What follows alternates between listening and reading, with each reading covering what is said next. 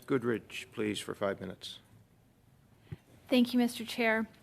Alors, Madame la Ministre, tout récemment... So, Madam Minister, very recently, a supervised injection site opened its doors in the Saint-Henri sector of Montreal, right near a school and a childcare center. Children have to make special efforts to step over use syringes and avoid drug users.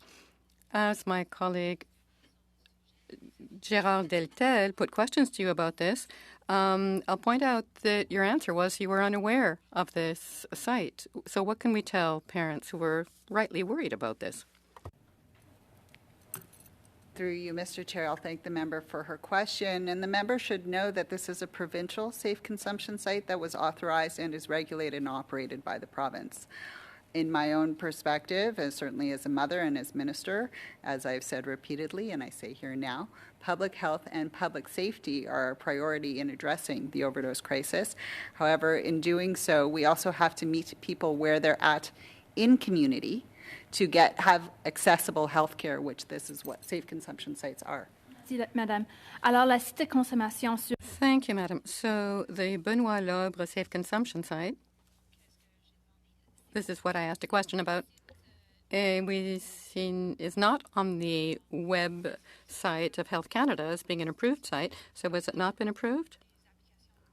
Is it under the open application section that it's been approved of?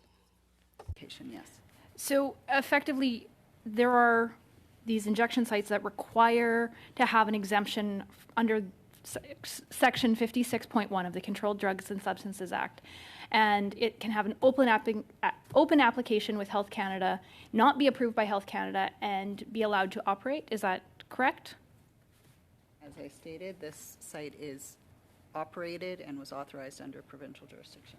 Has an exemption been given to La Maison Benoît Lobre?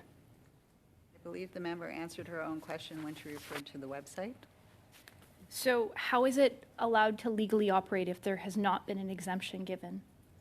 Because safe consumption sites are part of healthcare. Harm reduction is healthcare. I may feel I need to remind the member of that. I would also remind the minister that its words matter and it is not safe, it is supervised. Her own website actually even says supervised. So we're effectively, there are injection sites that are operating that do not have the legally required exemptions through the Controlled Drugs and Substances Act, and you're completely A-okay with this. Through you, Mr. Chair, I thank the member for her question and will remind her that from the healthcare lens that we are operating in, harm reduction is a key pillar of healthcare service provision, which does include safe consumption sites and overdose crisis sites. That being said, with regards to her specific question on this site, I will defer to officials. Thanks very much.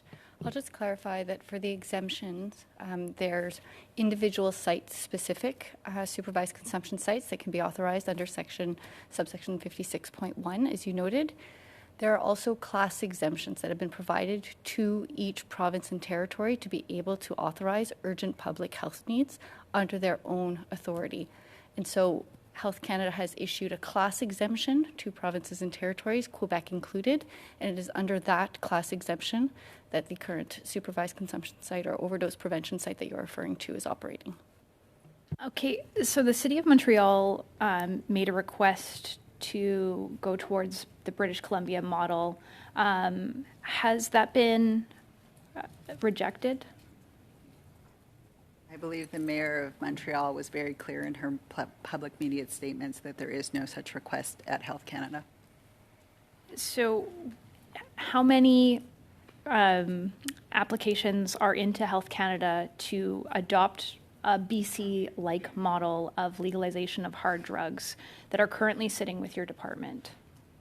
I'll ask an official to answer that, but as to my knowledge, there are none.